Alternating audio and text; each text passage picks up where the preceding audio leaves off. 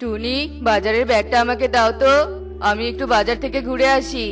টোনা, তুমি দাঁড়াও, আমি বাজারের ব্যাগটা নিয়ে আসছি।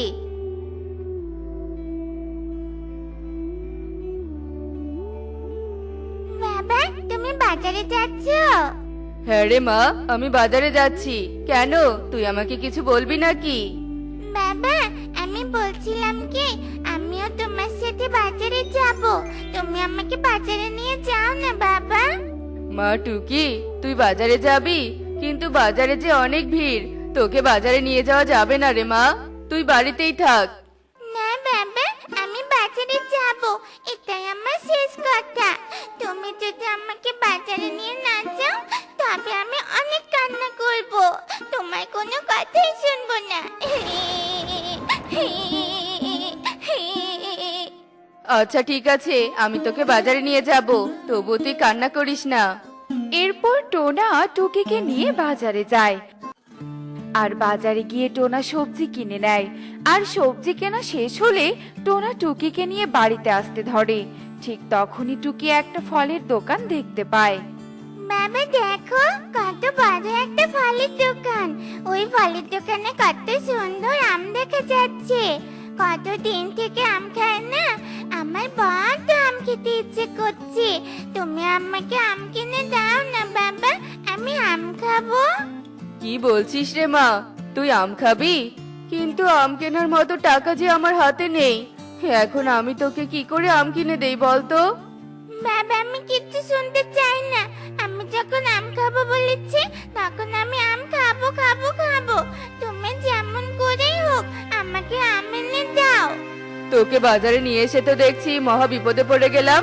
আচ্ছা আমি দেখছি কবুতর দাদা আমাকে 5 টাকা দিয়ে একটা আম দেয় কিনা। কবুতর দাদা, আমাকে 5 টাকার একটা আম দাও তো। কি, তুই 5 টাকার আম নিতে এসেছিস?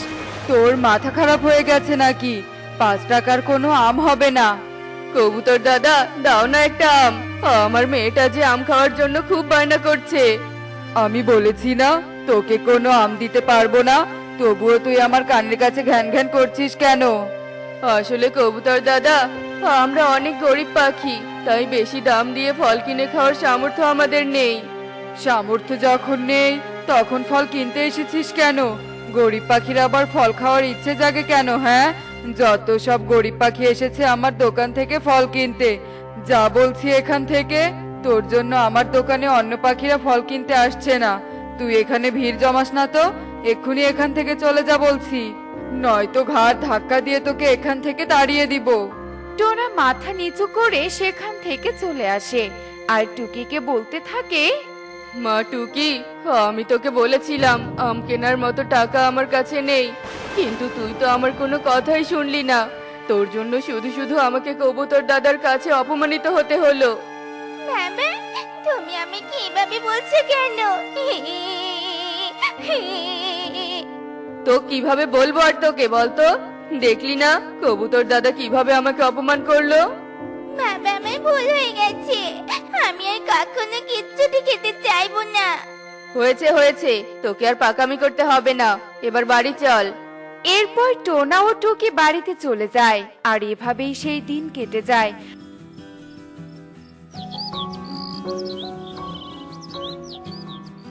মা, আমি পারুলদের সাথে খেলা করতে যাচ্ছি।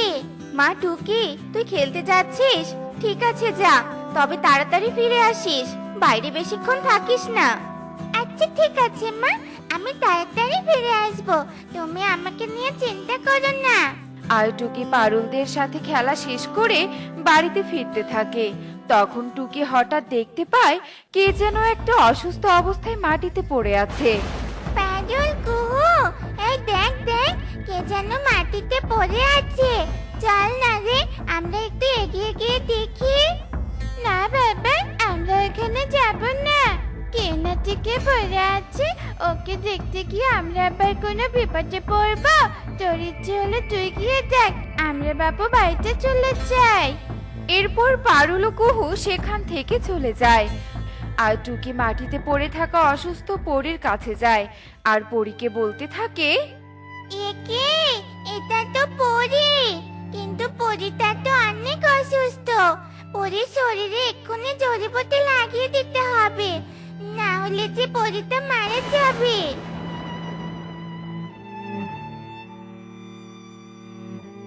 পরি, তোমার পুরো শরীরে এমন ঘা হলো কি করে? তুমি তো অনেক অসুস্থ, তোমার ভালো চিকিৎসার প্রয়োজন। তোমাকে অনেক ধন্যবাদ ছোট পাখি, আমাকে সুস্থ করে তোলার চেষ্টা করার জন্য। তবে তুমি আমাকে যতই সুস্থ করার চেষ্টা করো, কিন্তু আমি যে আর বাঁচবো না। পরি, তুমি এমন কথা কেন বলছো? এমন কথা মুখেও আনতে নেই, এ কথা মা বলে। তুমি আর কখনো এমন কথা মুখে এনো না, ঠিক আছে? আমার যে মরণ ব্যাধি রোগ হয়েছে। এই রোগ থেকে বাঁচার কি কোনো উপায় নেই পরি? না ছোট পাখি, এই রোগ সারানোর কোনো উপায় আমার জানা নেই, তাই আমাকে মরতেই হবে। তবে তুমি অনেক ভালো পাখি, তাই আমি তোমাকে একটা জিনিস দিয়ে যেতে চাই। কি জিনিস? আমি তোমাকে একটা আমের বীজ দিব। এই আমের বীজ কোনো সাধারণ আমের বীজ না, এটা একটা জাদুই আমের বীজ। কি বলছো পরি? জাদুর আমের বীজ? হ্যাঁ, এই নাও সেই আমের বীজ। এবার আমার সময় ফুরিয়ে এসেছে, এবার আমাকে ওপরে চলে যেতে হবে। তুমি ভালো থেকো পাখি। এ কথা বলেই পরি সেখানেই মারা যায়। আর পরীর দেয়া জাদুর বীজ নিয়ে টুকি বাড়িতে যায় আর আঙিনায় বীজটা রোপণ করে। কি রে মা টুকি, তুই আঙিনায় কি রোপণ করছিস? মা, আমি এখানে একটা আমের বীজ রোপণ করলাম। আমের বীজ? কিন্তু তুই আমের বীজ কোথায় পেয়েছিস? এরপর টুকি তার মাকে সব কথা খুলে বলে, আর এভাবেই সেই দিন কেটে যায়।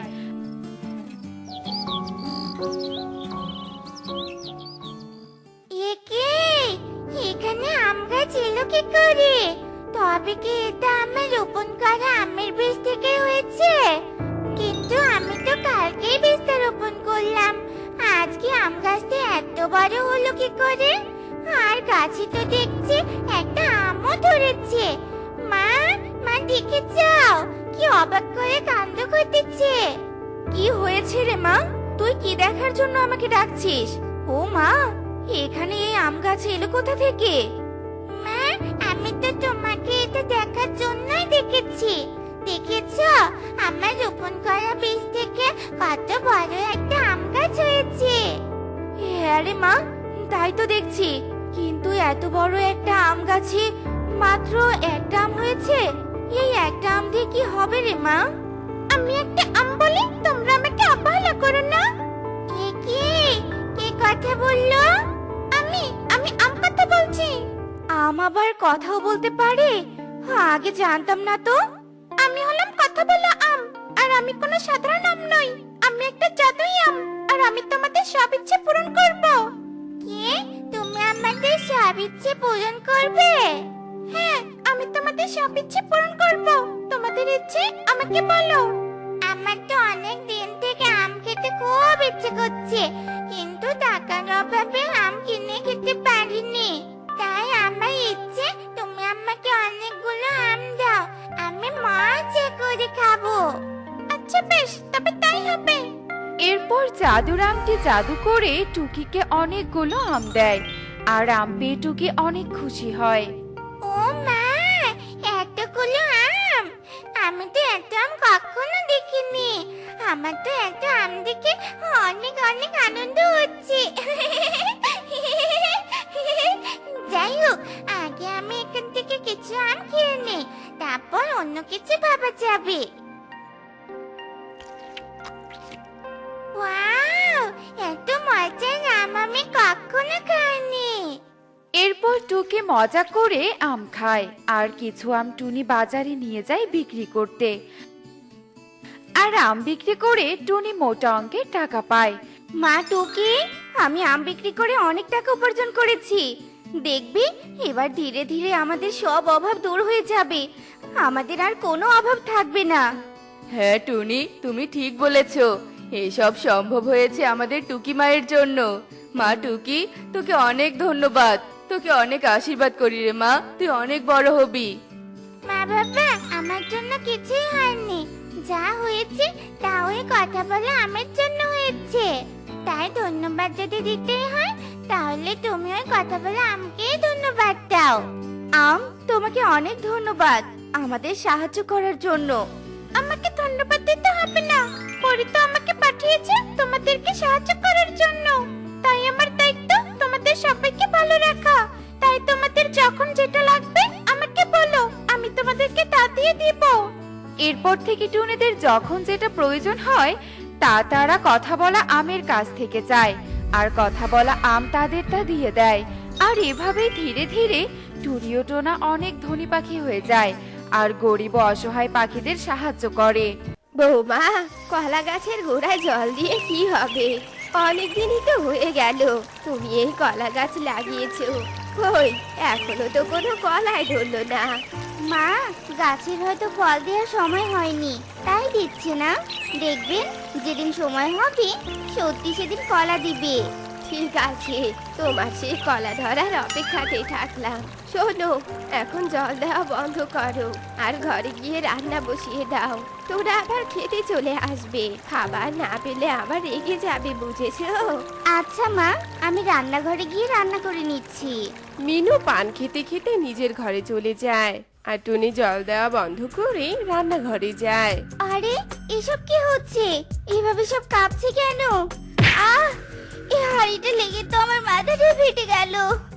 মা, মা জলদি এদিকে আসুন। মা, মা আমাকে বাঁচান। বৌমা, এ কি হয়েছে তোমার? আর এত চিৎকার করছো কেন? মা, আমি অকারণে করছি না চিৎকার। দেখুন আমার কপাল ফেটে রক্ত বের হচ্ছে, ঘরে সব কিছু এলোমেলো হয়ে গেছে। আরে, আমি তো তোমার কপালে কোনো রক্ত দেখতে পাচ্ছি না, আর ঘরে তো সবকিছু আমি ঠিকঠাকই দেখতে পাচ্ছি বৌমা। আপনি ভুল দেখছেন মা, একটু ভালো করে দেখুন। তোমার মাথা খারাপ হয়েছে বৌমা, তাই তো এসব উল্টাপাল্টা কথা বলছো। আজে বাজে কথা ছেড়ে রান্নায় মন দাও, বুঝেছো? মিনু তার কথা শেষ করে রেগে আগুন হয়ে নিজের ঘরে চলে যায়। কে জানি আমার সাথে এসব কি হচ্ছে, কিন্তু আমি তো সত্যি ওসব দেখেছিলাম। তাহলে হয়তো আমি ভুল দেখেছিলাম। টনি তার সাথে ঘটে যাওয়া সব ঘটনা ভুল মনে করে আবারও নিজের কাজে চলে যায়। এরপর দেখতে দেখতে বেশ কয়েকদিন কেটে যায়।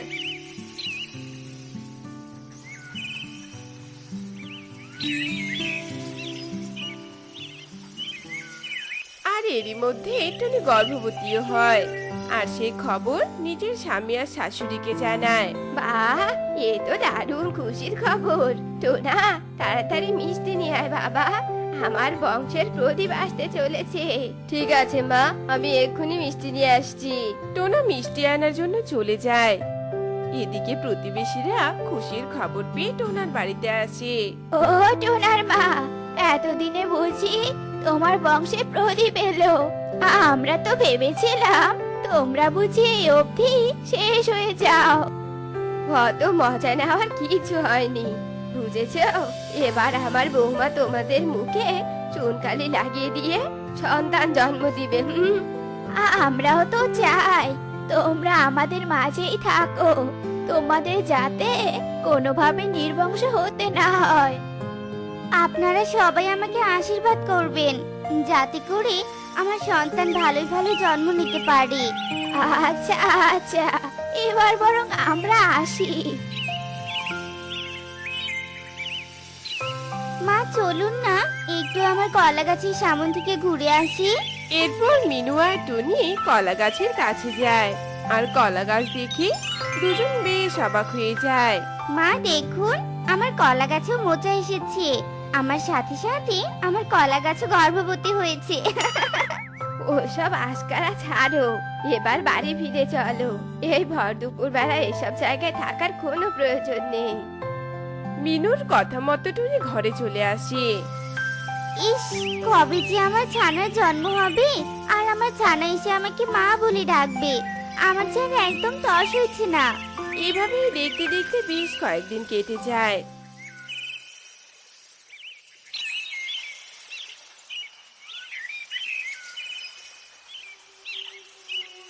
এদিকে টুনির ডিম দেওয়ারও সময় হয়ে আসে।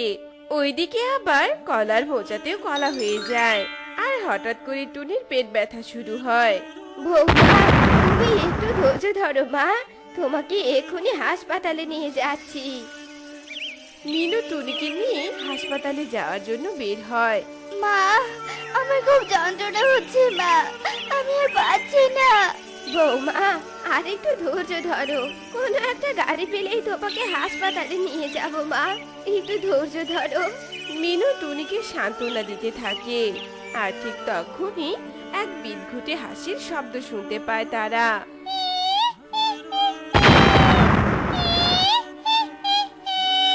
কে হাসছো এমন করে? থামো থামো বলছি, আমি যে আর সহ্য করতে পারছি না।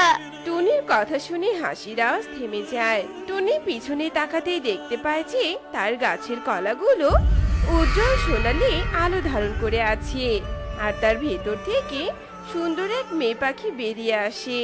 তা দেখে মিনুর গলা শুকিয়ে কাঠ হয়ে যায়। এ আমার ছেলের বউ নয়, এর গর্ভের সন্তানও আমার নাতি নাতনি কিছু নয়, এ আমার ভাইয়ের মেয়ে। তুমি কাছে আসবে না, কাছে আসবে না বললাম। সত্যি বলতে এত কেন ভয়? মা, কে এই মহিলা? আর আপনি আমাদের অস্বীকারই বা কেন করছেন? এই মহিলা তোকে কি বলবে? আমি বলছি, তুই শোন, আমি তো সতীন, আর এই মহিলা আমার শাশুড়ি। আমিও তোর মতো গর্ভবতী ছিলাম, কিন্তু একদিন বৌমা, চলো, তোমাকে নিয়ে হাসপাতালে যাব। তোমার গর্ভে কি সন্তান আছে সেটা আজ দেখে আসবো। মা, এসবের কি খুব প্রয়োজন? প্রয়োজন, কারণ আমার বংশধর চাই, বংশধর। টোনা, তুমি কিছু বলবে না? টোনা কি বলবে? এখানে আমি যা বলবো তাই হবে। চলো আমার সাথে, চলো। শাশুড়ি মা আমাকে জোর করে হাসপাতালে নিয়ে যায় আর আল্ট্রাসোনোগ্রাফি করায়, আর তাতে ধরা পড়ে আমি কন্যা সন্তানের মা হতে চলেছি। আমি আগেই বুঝেছিলাম এই অপয়া মেয়ে আমাকে এর থেকে বেশি কিছু দিতে পারবে না। এবার চল আগে আমার সাথে বাড়ি, তারপর দেখ আমি কি করি। আমি ভীষণ কাঁদতে থাকি, তবু আমার শাশুড়ি জোর করে বাড়ি ফিরে আনে আর বাড়িতে থাকা রড দিয়ে আমার পেটে আঘাত করতে থাকে, আর আমি আঘাত সহ্য করতে না পেরে মারা যাই। আর আমার সাথে আমার অনাগত সন্তানও মারা যায়, আর আমার লাশ নিয়ে সেই কলা গাছের গোড়ায় পুঁতে রাখে। মা, আপনি এত নীচ! ছি মা, ছি! আমি বংশধরের নেশায় অন্ধ হয়ে গিয়েছিলাম, আমাকে মাফ করে দাও, মাফ করে দাও আমাকে।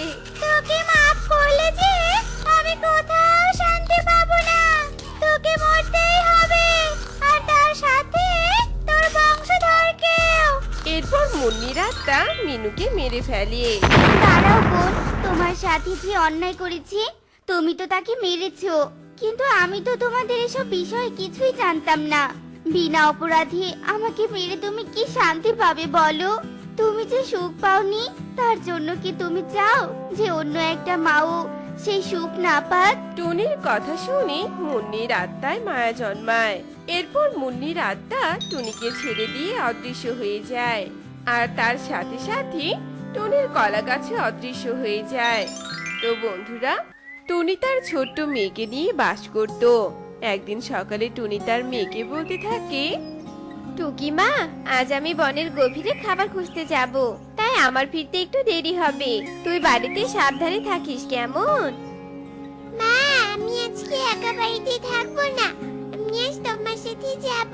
ও মা, তুমি না করো না, নিয়ে যাও না তোমার সাথে আমাকে।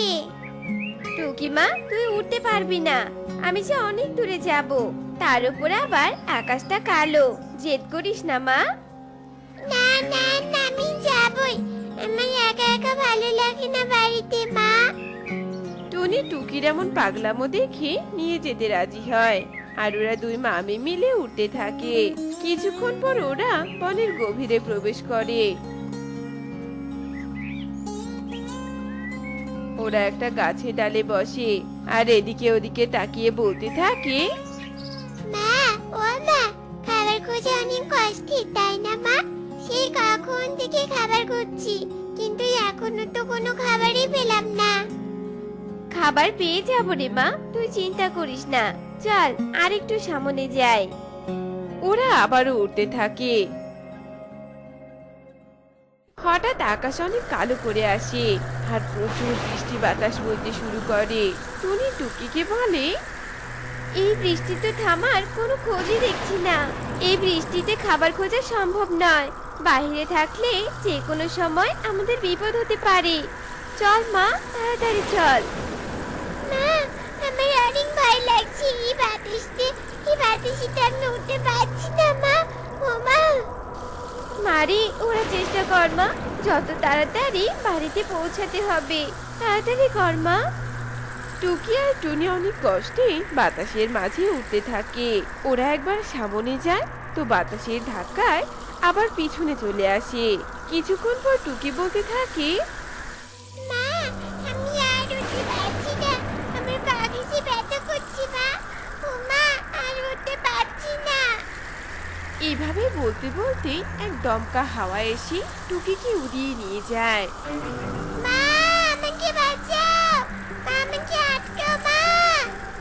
টুনি এই দৃশ্য দেখে একটা গাছের ডালে বসে আর কাঁদতে থাকে। মা টুকি, তুই কোথায় গেলি আমাকে ছেড়ে? কেন জেদ করেছিলি এখানে আসতে? যদি তুই বাড়িতে থাকতি তাহলে কিছুতেই এমনটা হতো না। আমি এখন তোকে কোথায় খুঁজবো রে মা? টুনি বৃষ্টি বাতাসের মাঝেও এদিকে ওদিকে তাকাতে থাকে আর কাঁদতে থাকে। অন্যদিকে টুকি হাওয়ায় ভাসতে ভাসতে একটা বড় গাছের ডালে গিয়ে আটকে পড়ে। মা, ও মা, তুমি কোথায় গেলে? আমি এখানে চলে এসেছি মা। তুমি আমাকে এখান থেকে মুক্ত করো। আমার যে অনেক কষ্ট হচ্ছে মা। তুমি আমাকে নিয়ে যাও। টুকির থেকে কিছুটা দূরে একটা ভাঙা বাড়ির পাশে যোগু কাক দাঁড়িয়েছিল। যোগু টুকির কান্না শুনে বলতে থাকে, মনে হচ্ছে কেউ কান্না করে সাহায্য চাচ্ছে। এই বৃষ্টি বাতাসের মাঝে কে হতে পারে? দেখি তো এগিয়ে গিয়ে। কাকা, আমাকে সাহায্য করো। আমার যে অনেক কষ্ট হচ্ছে কাকা। যোগু টুকিকে গাছের ডালের ফাঁস থেকে মুক্ত করে। ছোট ছানা, তুমি এখানে কিভাবে এসেছো? আর তোমার মাথা থেকে তো রক্ত বের হচ্ছে দেখছি। টুকি যোগুকে সবটা খুলে বলে। কাকা, আমাকে মায়ের কাছে নিয়ে চলো। মা নিশ্চয় বাড়িতে আমার জন্য অনেক চিন্তা করছে। আমি মায়ের কাছে যাবো কাকা। কিন্তু মারে, তুই যে কোন বন থেকে এখানে এসেছিস তা তো আমি জানি না। আমি তো তোদের বাড়ি চিনি না। কাকা, আমরা বাড়ির পাশের বনে থাকি। নিয়ে চলো আমাকে মায়ের কাছে। আমার ঘরটা ভেঙে গিয়েছে, নয়তো তুই আমার সাথে আমার ঘরেই থাকতে পারতি। কিন্তু এখন আমার আর কিছুই করার নেই রে। তোকে নিয়ে বৃষ্টির মাঝেই এখন আমার রওনা দিতে হবে। চল মা, বাতাস অনেকটাই কমেছে। যজ্ঞ আর টুকি বৃষ্টির মাঝে উঠতে থাকে। অন্যদিকে টুনি কাঁদতে কাঁদতে কবুতরের কাছে যায়।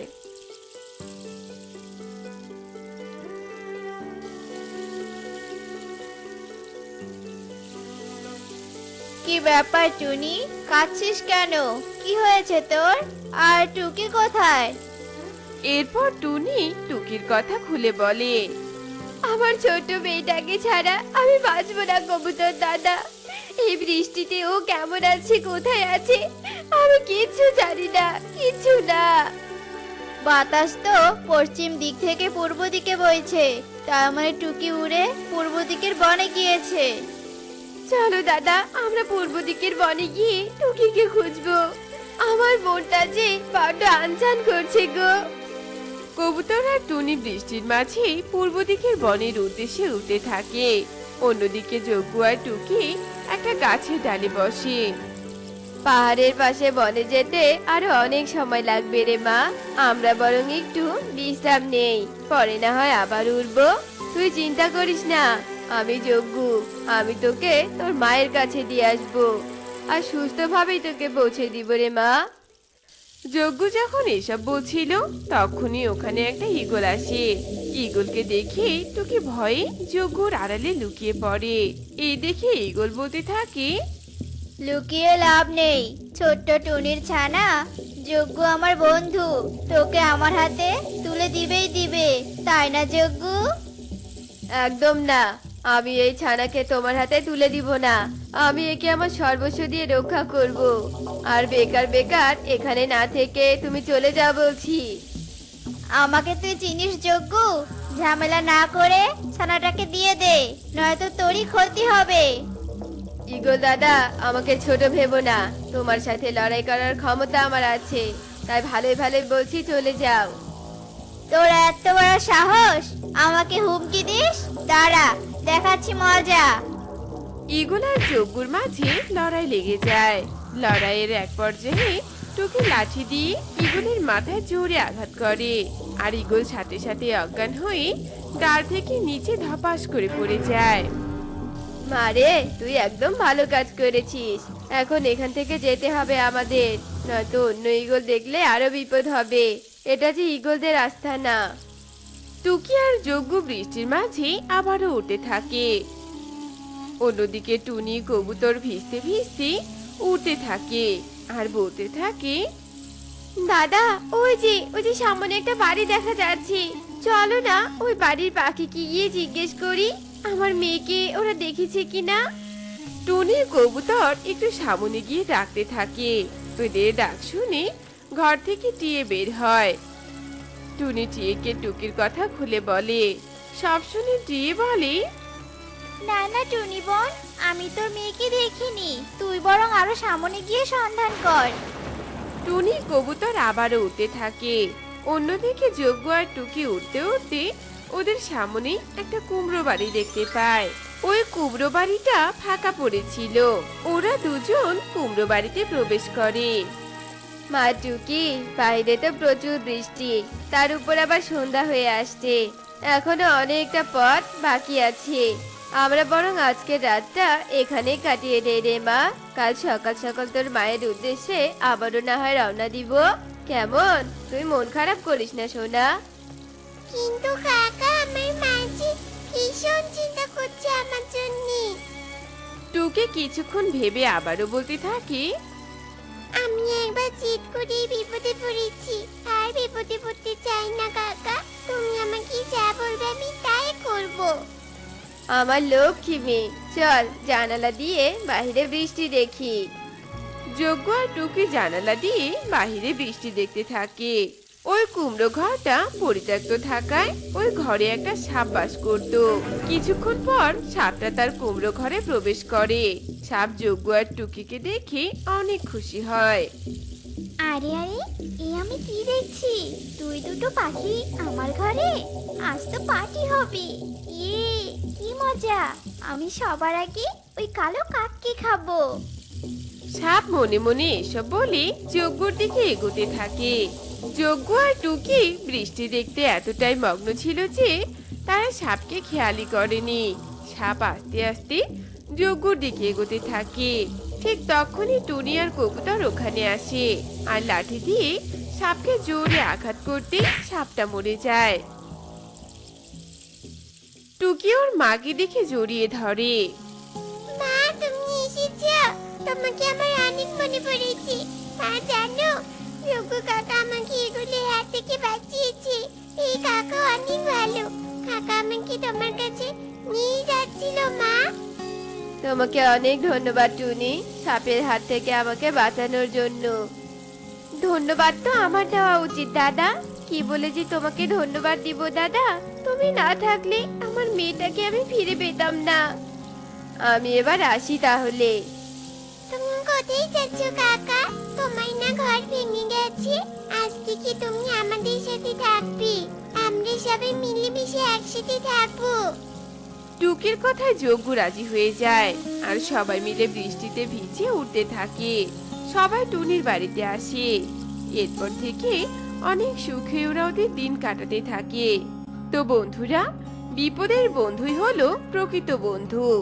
আমরা যদি অন্যের উপকার করি তাহলে তার পরিবর্তে সৃষ্টিকর্তা আমাদের উপকার করে। আর আমাদের আজকের এই গল্পটি তোমাদের কাছে কেমন লেগেছে তা কমেন্টে জানাতে ভুলো না কিন্তু।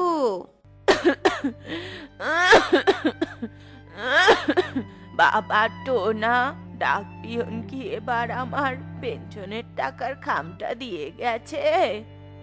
না বাবা, দেয়নি। আর তারা গতবার একটা চিঠি পাঠিয়েছিল বাবা। কি লেখা ছিল রে চিঠিতে রে বাবা? তোমার পেনশনের সময়সীমা শেষ হয়ে গিয়েছে, আর তার কারণেই তুমি আর পেনশনের টাকা পাবে না বাবা। তুই আমাকে আগে কেন বলিসনি বাবা? তুমি শুনলে কষ্ট পাবে বাবা, তাই বলিনি। এখন ছাড়ো তো সব বাবা, তুমি কোনো চিন্তা করো না। আমি স্কুল শেষে কালু দাদার জমিতে কাজে যাব। কালু দাদা আমাকে বলেছিল তার নাকি কিছু কাজের লোক প্রয়োজন। তুই তো এখনো অনেক ছোট রে বাবা, আর তোর বয়স এখন শুধু পড়াশোনার। তুই কি করে এত পরিশ্রম করবি রে বাবা বল? তুমি কোনো চিন্তা করো না বাবা, আমি সব সামলিয়ে নিব। তুমি শুধু আমাকে আশীর্বাদ করো, কেমন? আমার আশীর্বাদ সব সময় তোর সাথে আছে রে বাবা। বাবা, আমার স্কুলের সময় হয়ে গিয়েছে, তুমি খেয়ে ওষুধ খেয়ে নিও। আমি এখন আসছি বাবা। ঠিক আছে রে বাবা, সাবধানে যাস। কালু দাদা, আমাকে এখন বলো তো কি কাজ করে দিতে হবে আমায়? এই পুরো জমি তুই কোদাল দিয়ে চাষ করে নিবি, আর তাতে পাশের পুকুর থেকে জল এনে কাদো করে নিবি। এরপর সবজির বীজগুলো ছিটিয়ে দিবি, বুঝেছিস? হ্যাঁ কালু দাদা, খুব ভালো করেই বুঝেছি। ঠিক আছে, এবার তাহলে কাজগুলো মন দিয়ে করে নে, আবার কোনো গড়বড় করিস না কিন্তু। আচ্ছা আচ্ছা। সামান্য কোদাল দিয়ে কাজ করতেই আমি এত হাঁপিয়ে গেলাম। এখন আমি বাকি কাজগুলো কিভাবে করব? দূর ছাই, আমি আর কষ্ট করতে পারবো না। ওইদিকে আমার বন্ধুরা সবাই কত সুন্দর মাঠে খেলা করছে। টোনা কাজ ছেড়ে দিয়ে চলে যায়। এমন সময় হঠাৎ তার বাবার চেহারাটা তার চোখের সামনে ভাসতে থাকে। না না, এটা আমি কি করতে যাচ্ছিলাম? আমি যদি কাজ না করি তাহলে তো টাকা পাবো না, আর টাকা না পেলে যে আমার অসুস্থ বাবার চিকিৎসা করাতে পারবো না, মুখে যে দুমুঠো ভাতও দিতে পারবো না। আমাকে পরিশ্রম করতেই হবে। টোনা তার বাবার চিন্তা করে হাড় ভাঙ্গা খাটুনি করতে থাকে। এরপর যখন সে পুকুর থেকে জল আনতে যায়, তখনই সে জলের বালতি নিয়ে মাথা ঘুরে পড়ে যায়। উপস, আমার মাথাটা এমন করে ঘুরলো কেন বুঝতে পারছি না। বুঝতে পেরেছি, আজ তো আমি সারাদিন কিছুই খাইনি। ঘরে যেটুকু চাল ছিল সেটা তো আমি বাবার জন্যই রান্না করে রেখে এসেছি। আমি একটু জল খেয়ে নেই, তাহলে হয়তো আমি একটু শক্তি পাবো।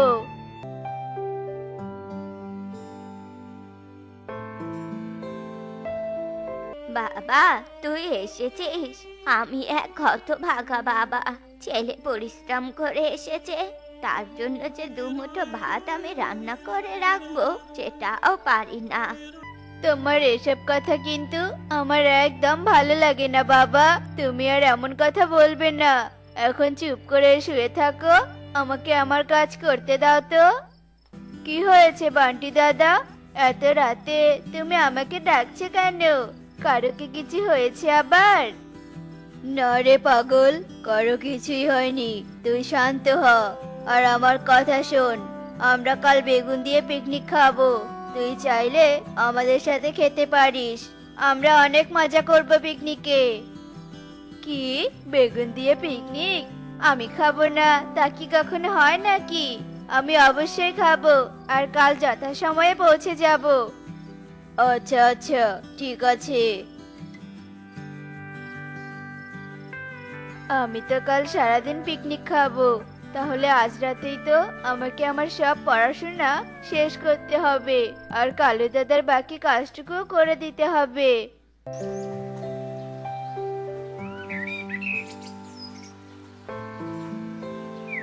কি রে টোনা, তুই সারা রাত কাজ করেছিস নাকি? আসলে আমি কাজে আসতে পারবো না তো, তাই রাতেই সব কাজ সেরে রেখেছি। তোর পরিশ্রম করার ইচ্ছা শক্তি দেখে আমি পুরো মুগ্ধ হয়ে গেলাম। ছাড়ো সব, এই নে টাকা। আর এখন থেকে তোকে আর কোনো কাজে আসতে হবে না, আমার কাজ হয়ে গেছে। কালু টোনার হাতে টাকা তুলে দিয়ে সেখান থেকে চলে যায়। আর টোনা মন খারাপ করে টাকাগুলো নিয়ে পিকনিকে যায় আর সবার সাথে মজা করতে থাকে। এ কি, আমার টাকার ব্যাগ কোথায় গেল? আমার তো মনে হয় টাকাগুলো আমি পিকনিকের ওখানেই ফেলে এসেছি। টোনা আবার উড়ে পিকনিকের জায়গায় যায়, কিন্তু সেখানে গিয়ে টাকার ব্যাগ খুঁজে পায় না। আর তার সাথে কোনো পাখিকেও দেখতে পায় না। মনে কষ্ট নিয়ে টোনা বাড়ি ফিরে আসে আর না খেয়ে দিন রাত পার করে দেয়।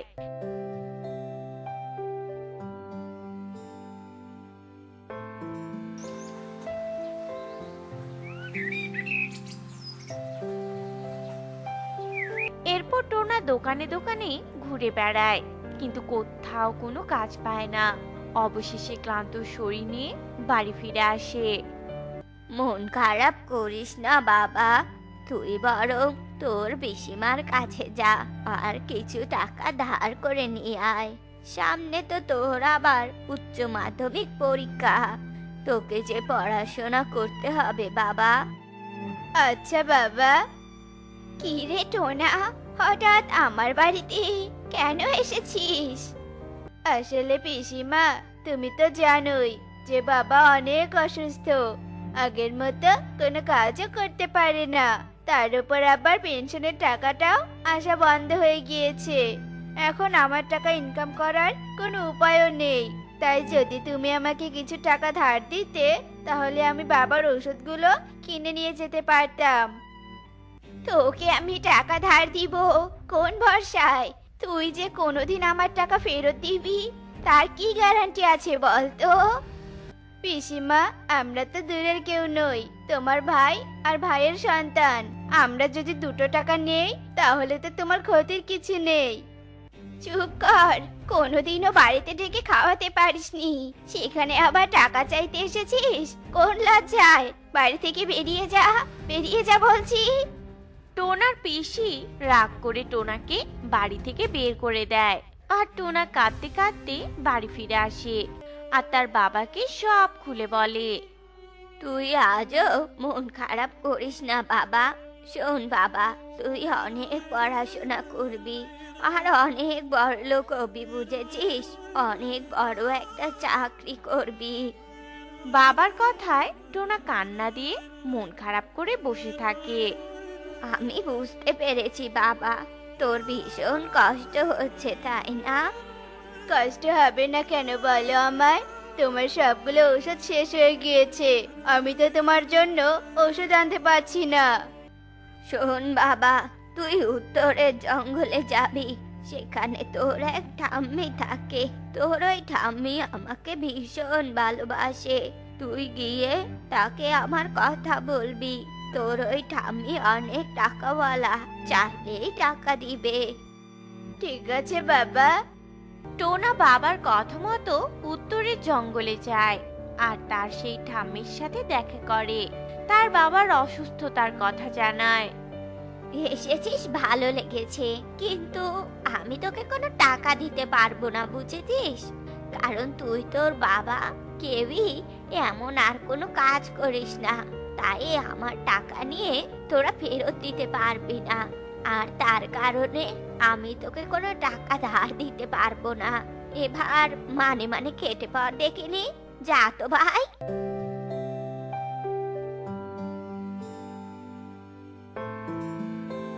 এখানেও টোনা হতাশ হয়ে যায় আর মন খারাপ করে বাড়ি ফিরে আসে আর রাজুকে সব ঘটনা খুলে বলে। মন খারাপ করিস না বাবা, জানিস বাবা, টাকা এক অদ্ভুত জিনিস, থাকলে সকল সমস্যার সমাধান করে দেয় আর না থাকলে আপনদেরও পর করে দেয় রে। হ্যাঁ বাবা, তুমি একদম ঠিক বলেছো। বাবা, ঘরে জল ছাড়া আর কোনো কিছু নেই। চলো আমরা দুজনে জল খেয়ে ঘুমিয়ে পড়ি, সকাল হলে কোনো না কোনো একটা উপায় ঠিক বেরিয়ে যাবে। এরপর বাবা ছেলে মিলে শুয়ে পড়ে। এদিকে হঠাৎ রাজু টোনা ঘুমের মাঝে স্ট্রোক করে আর সাথে সাথেই মারা যায়। এরপর সকাল হয়ে আসে।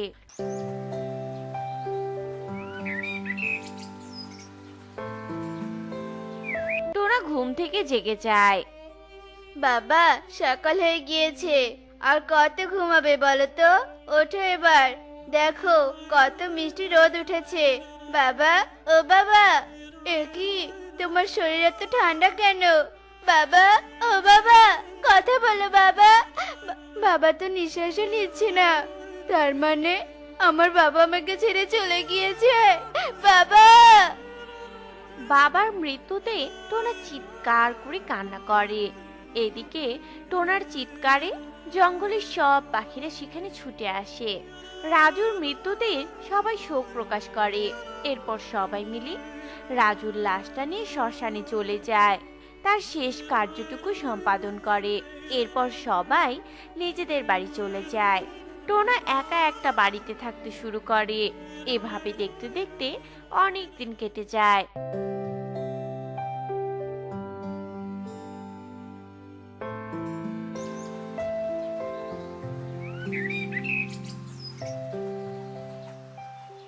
টোনাও বড় হয়ে যায়। জঙ্গলের রাস্তা অনেক ভাঙাচোরা, তাই এখানে একটু সাবধানে চলাফেরা করতে হয়। চলুন, আপনাকে ডাক্তারের কাছে নিয়ে যাই। আপনাকে অনেক ধন্যবাদ, আপনি আমার জন্য অনেক উপকার করলেন। কিন্তু আপনাকে এত দুঃখী দুঃখী কেন লাগছে? কি হয়েছে আপনার?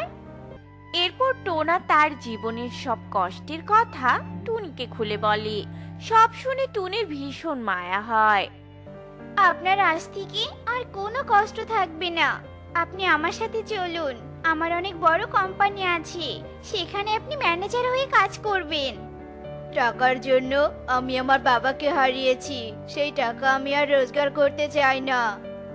আপনি আপনার বাবার আত্মার শান্তি কামনার জন্য টাকা ইনকাম করবেন, আর আপনার যে আপনজনেরা আপনাকে দূরে ঠেলে দিয়েছিল তাদের মুখের উপর জবাব দেওয়ার জন্যই আপনি টাকা ইনকাম করবেন।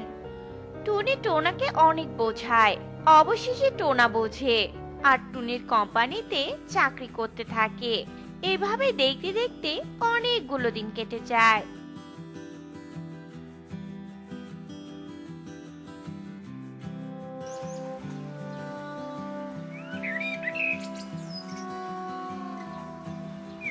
আর টোনাও অনেক টাকার মালিক হয়ে যায়। এরপর একদিন টোনা, তোমার জীবনে তো কেউ নেই, তাই আমি তোমার জীবনের সঙ্গী হতে চাই। আপনি তো আমার মালিক, আপনাকে আমি বিয়ে করব। আমি তোমার কোনো মালিক নই, তুমি আমাকে আজই বিয়ে করবে, আর আজ থেকে আমি তোমার স্ত্রী, বুঝেছো? টুনির কথায় টোনার না করতে পারে না। এরপর টোনা টুনিকে বিয়ে করে নেয় আর তাদের বিবাহিত জীবন অনেক সুখে কাটতে থাকে।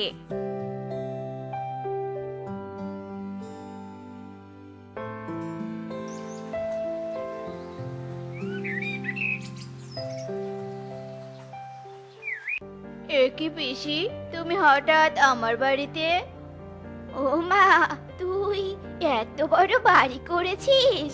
আমি তো ভেবেছিলাম ছোট একটা বাড়ি করেছিস, কিন্তু এত বড় বাড়ি যে করেছিস তা আগে ভাবিনি। ভাবনি যখন, এখন সচক্ষে দেখে নাও আর বলো কেন এসেছো। তোর বোন, মানে আমার মেয়েটার বিয়ে, তুই কিন্তু অবশ্যই আসবি বাবা। আর শোন, তোর বোনের হীরের গহনাটা কিন্তু তুই দিবি। পিসিমা, লোকে ঠিকই বলে এই জগতে দুধের মাছের কোনো অভাব নেই। এই যেমন ধরুন আপনি। তুমি কি আমাকে অপমান করছো বৌমা? হ্যাঁ পিসিমা, আমি আপনাকে অপমানই করছি। যখন টোনা টাকা ছিল না তখন তাকে তাড়িয়ে দিয়েছিলেন, আর আপনি তার খোঁজ নিতে এসেছেন। বেরিয়ে যান বলছি এক্ষুনি আমাদের বাড়ি থেকে। দেখো বৌমা, তুমি কিন্তু কাজটা একদম ঠিক করছো না। আপনি এখন যাবেন নাকি আপনাকে ঘাড় ধাক্কা দিয়ে বের করে দিব? মিনু আর এক মুহূর্ত দেরি না করে সেখান থেকে চলে যায়। এরপর থেকে টোনা আর টুনি নিজেদের মতো করে জীবন কাটাতে থাকে। তো বন্ধুরা, আমাদের আজকের গল্পটি তোমাদের কাছে কেমন লেগেছে একটা কমেন্টে জানাতে ভুলো না কিন্তু।